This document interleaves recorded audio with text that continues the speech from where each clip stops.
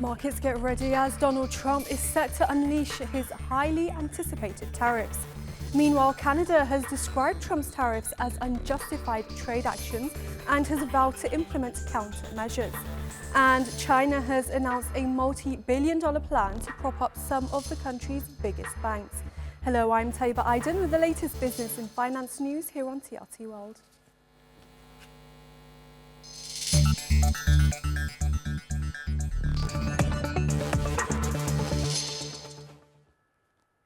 Donald Trump has dubbed it Liberation Day when sweeping tariffs on US imports are threatening to upend global markets.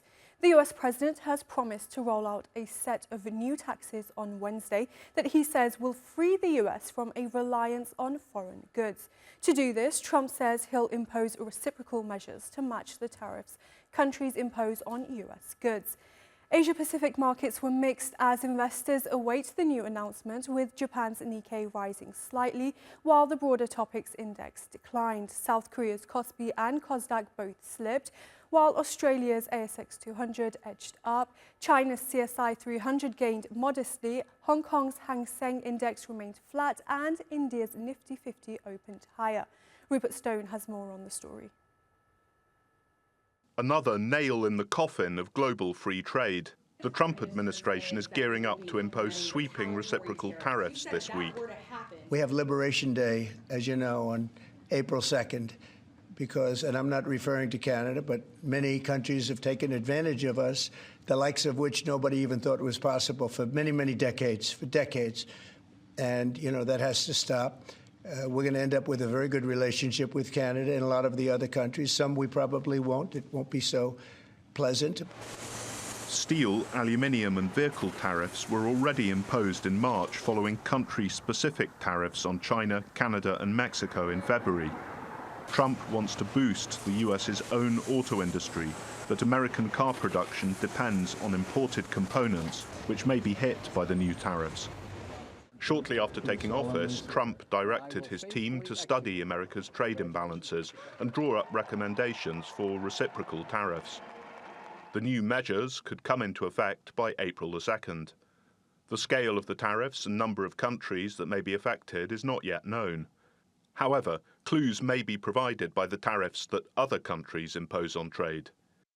India, for example, imposes an average tariff of 17%, compared to the US average of 3.3%. South Korea's average is 13.4%. These and other countries could therefore face a sharp rise in trade barriers if Trump imposes reciprocal measures. Trump's aim is to reduce America's large trade deficit and bring manufacturing back to the US mainland after decades of offshoring. It is a risky gamble, with fears of the economic fallout rising. This could have a major impact on the global stock market. Quite a few stock market analysts are talking about the fact that it could be the end of liberal world trade. Nevertheless, we will see what is to be expected. Whatever the consequences of Trump's policies may be, one thing is clear. The liberal international trading order is a thing of the past. Rupert Stone, TRT World. We're joined now by Mark Humphrey-Jenner, Associate Professor of Finance at the UNSW Business School. Now, Mark, we don't know the details of these reciprocal tariffs yet, but are there any clues on what we can expect? Well, firstly, thanks for having me. And we're getting some mixed clues at the moment, although there's quite a range of possible tariffs that could arise, which is probably why we've had a relatively muted market just in the lead up to it, as people are just waiting to see what happens. Now, on the one hand, perhaps at the low end of tariffs, we've got a potentially straight-up reciprocal tariff, which would involve the US imposing similar tariffs to what are imposed on it. So, for example, they'd look at the trade-weighted tariff imposed on US goods and then reimpose it on that country, which means you're going to get a variation of tariffs across different countries, and it wouldn't necessarily be egregiously large. And many other countries would have difficulty objecting to it because the tariff would just be what they are imposing on US goods, and would also imply that if they were to retaliate, then the US would also just hike its tariffs, meaning there wouldn't be that much incentive to retaliate. However, it's notable that Peter Navarro has come out and said the tariffs are expected to raise somewhere between 600 and 700 billion US dollars per year. Now that's telling because that gives us an idea about what level of tariff he thinks it might raise. And that could involve a tariff that's somewhere in the realm of, say, 20%. Now, of course, a 20% tariff might not even get to that 600 or 700 billion dollars, but that appears to be where his thinking is at. After all, it's been asserted by Moody's that you'd be lucky to get 100 to 200 billion dollars if you were to impose such a tariff, but nevertheless, that would appear to be where the tariff would need to be to raise that amount of money. So we're getting these two extremes in terms of the tariff levels. On the one hand, you get the large extreme, which would really be negative for markets. On the other hand, the markets might be relieved if the tariffs come in at the lower end, potentially enabling the world to move on after this period of uncertainty. And who could these tariffs hurt the most? Would it be the US or its trading partners? Ultimately, they're going to hurt everyone. US consumers are going to lose from tariffs. Now, of course, that might be made up for if the US were to engage in some other measures, perhaps tax cuts or the like, which are somewhat paid for by tariffs, but US consumers are ultimately going to lose. So to put that in perspective, we can look at some estimates of the way in which they would lose. So for example, say we're looking at that 20% tariff, a 20% broad tariff. Well, that would increase consumer costs for the average consumer by between $3,400 and $4,200 per year, according to the Yale Budget Lab. That's relatively large, you would think. Another estimate is, according to a 15% broad tariff, that would increase inflation to about 3.5% from 2.8%. And that's according to various other measures here. So Goldman Sachs was predicting that. Now, that implies the consumers are going to lose, at least to some extent, US consumers, that is. Now, clearly, overseas companies are going to lose out as well because their exports into the US are going to fall. Because if their exports are getting more expensive, well, US consumers are going to buy less of them, which is going to be negative for their growth. The exact magnitude of the hit is going to depend on the nature of the tariffs. If it's reciprocal, well, that would clearly impact countries like India much more significantly than other countries. But if it is just a broad-based tariff, then everyone is going to be hurt. In particular, China might also be hurt because some companies had been trying to move production into Mexico to circumvent tariffs that were there before, but that investment appears like it's not going to help them out. So ultimately, everyone is going to lose unless the tariffs are done to benefit consumers in some other way. Now, at the same time, those auto tariffs are also set to take effect this week. What do you expect the immediate effect of these to be? The auto tariffs are going to increase prices, for sure. It's just a matter of how significant the increase is. Now, there are some mixed predictions about that, but when the tariffs were brought in on white goods coming in from China, we saw prices increase reportedly by around 12%. Now, that's not necessarily the a perfect precedent because cars are a much more expensive item. They're also something that is perhaps a little bit more discretionary than a washing machine or a dryer. Nevertheless, it's going to increase prices. Now, the initial hit is going to be on imported cars into the US. Some manufacturers might wear the price increase, particularly if they believe that consumers are price sensitive. That might affect more budget cars more. However, it's then ultimately going to feed through into all cars. So we'd seen in the lead up to this, some manufacturers like Ferrari had been less negatively affected stock price-wise because of the perception they'd be able to pass on more of the tariff cost to their consumers. But ultimately, there's only so much they're going to be able to do. Furthermore, US cars will eventually increase, maybe not immediately, because President Trump has tried to strong-arm them into not increasing prices. But ultimately, they are going to increase prices if the market price of their competitors also increases. Ultimately, prices are going to go up. Right, all will be revealed later in the day. Mark, Humphrey, Jenna, thank you very much for your analysis. Thanks so much for having me. Great being with you again. Now, after years of touting stock market gains as proof of his economic success, Donald Trump's second term is shaping up very differently. Once obsessed with Wall Street's performance, he now shrugs off market movements, even telling reporters he's, quote, not looking at the market. This shift comes as the market grapples with significant headwinds. The first quarter of 2025 has been a turbulent ride for investors. The S&P 500 plunged 4.6%, marking its worst quarterly performance performance in nearly 3 years. Investors are growing nervous that Trump's aggressive trade policies could usher in a period of stagflation, lower growth coupled with rising prices. The prospect of a radical escalation in the global trade war in the coming days has nearly doubled the probability of a US recession. Goldman recently lifted its year-end forecast for an inflation rate closely watched by policymakers and warned it now saw a 35% chance of recession over the next year from 20% previously. Magnificent Seven stocks, which have dominated markets in recent years, pulled back sharply in the first quarter, with the Nasdaq Composite sliding 10.4%. The shares were hit by rising worries over the economy and concerns that a boom in spending on artificial intelligence infrastructure could be overdone. Wall Street's dreams of a Trump-driven mergers and acquisitions boom have also failed to materialize. Despite initial optimism following his re-election, the reality has been far different. Global M&A activity reached $758 billion in the first 3 months, up 17% from last year, but that's mostly thanks to a few mega deals.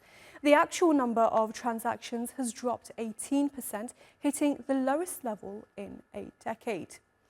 Meanwhile, the European Union says it's ready to retaliate. The leaders of Mexico and Canada have described Trump's tariff plans as unjustified, but some Canadians fear lasting damage has already been done. Emily Ragobert reports. Workers at Nelson Metals' manufacturing facility in Toronto are bracing for tough times. 70 to 80% of all these steel and aluminum parts made primarily for construction projects are exported to the U.S. every year. Punching holes, bending the framework. Perhaps symbolic of U.S. President Donald Trump's inflicted tariffs on Canada. To be honest with you, Canada only works as a state. We don't need anything they have. Upending a free trade agreement he himself once signed, now threatening 500,000 jobs in Ontario's auto sector alone, and one of the biggest customers of the steel industry. There's no economic argument for the U.S. to be doing what they're doing with tariffs. End of story. Manufacturers are already reeling from Trump's initial 25% tariff on steel and aluminum mid-March. Now, that's expected to double 50% this month. The Canadian government is scrambling to tear down interprovincial trade barriers by July 1st to become less reliant on a free trade border, seemingly long taken for granted. The old relationship we had with the United States, based on deepening integration of our economies and tight security and military cooperations, is over. Canadians are taking a defiant stance, some fighting back with their wallets in an effort to boycott American products. It's kind of an eye-opener because we, as Canadians, we have to rely on ourselves. We have to, shop Canadian, buy Canadian, and support ourselves and not really have to depend on the U.S.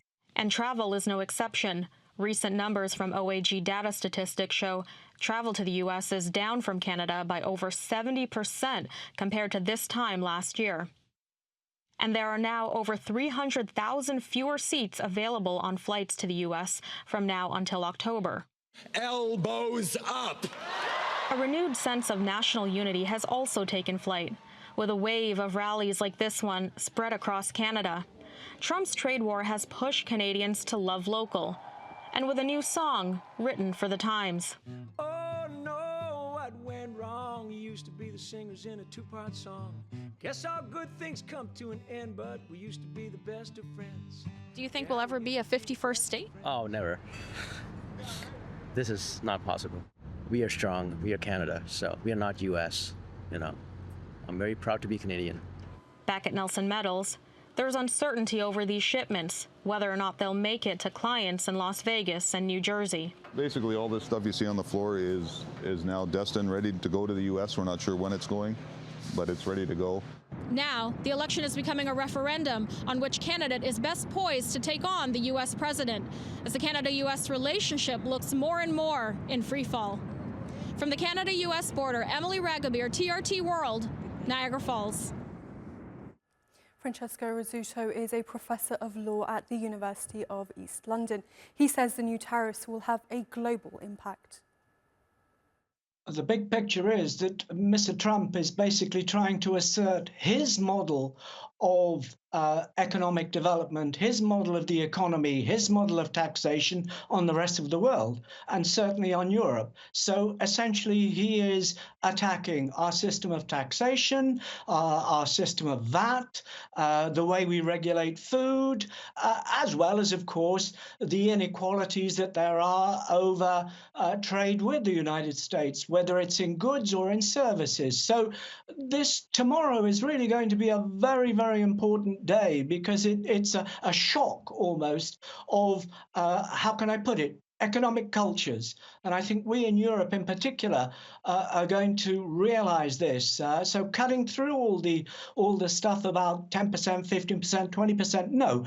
This is a frontal attack on the way we do trade and the way we manage our economies in Europe. And he's trying to do that for the benefit of the United States. The shame is it's going to hurt everybody.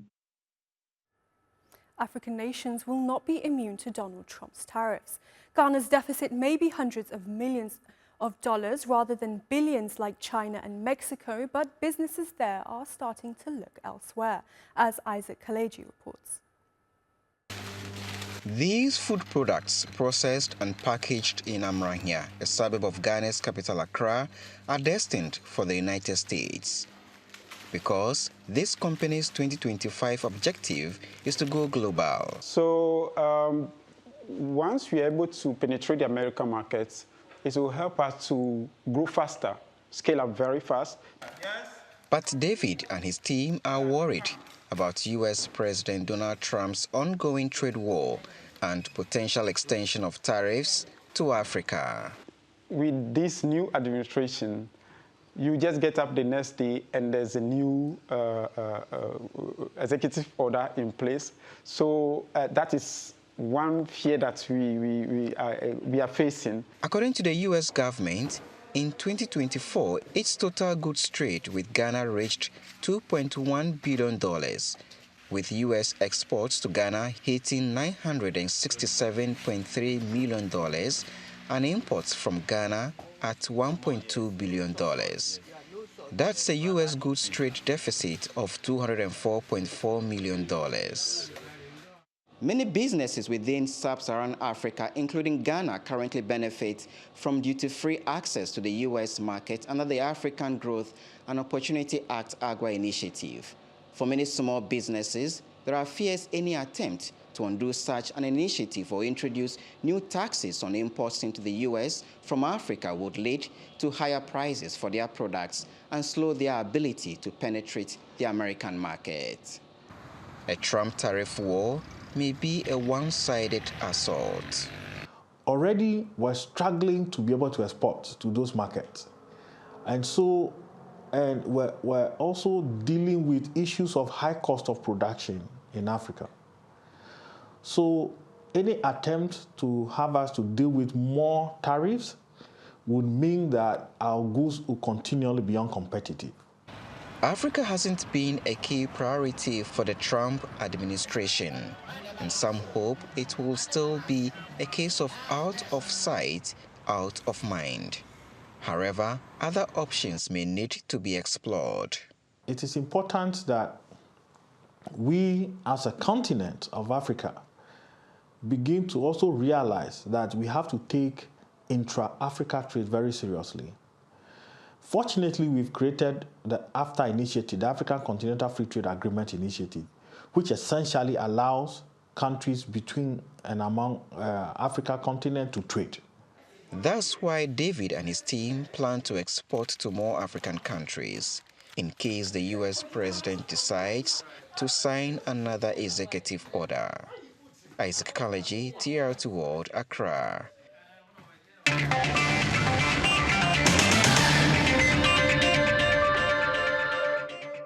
Now a quick look at some of the other top business stories from around the world.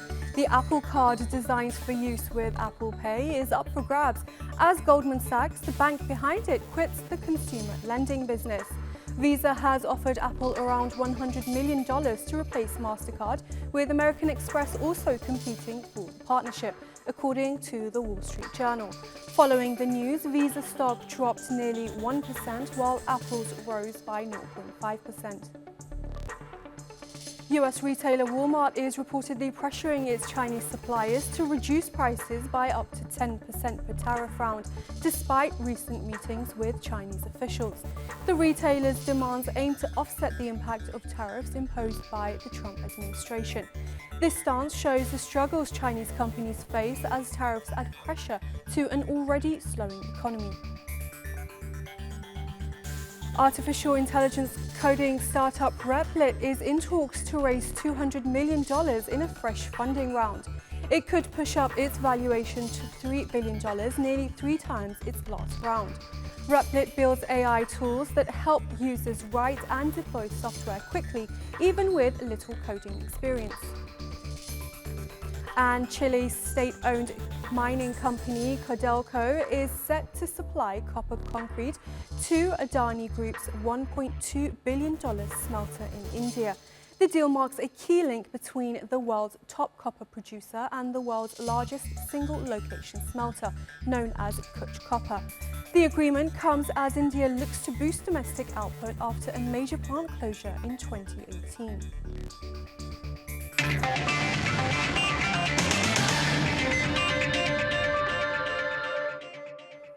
China has announced a multi-billion-dollar plan to prop up some of the country's biggest banks. Consumer demand and the property sector in the country is continuing to decline. China's finance ministry will raise $72 billion by issuing new shares amid a broad market sell-off targeting the 4 banks: China Construction Bank, Bank of China, Bank of Communications, and the Postal Savings Bank of China. After the announcement, some bank shares rose on mainland exchanges. China Construction Bank gained nearly 3%, while others like Postal Savings Bank dropped 3% as investors remain concerned about escalating US trade tensions under President Donald Trump. The 4 banks are expected to use the funds to boost their capability to service the real economy. Authorities hope it will allow the banks to maintain high asset growth and better support emerging industries.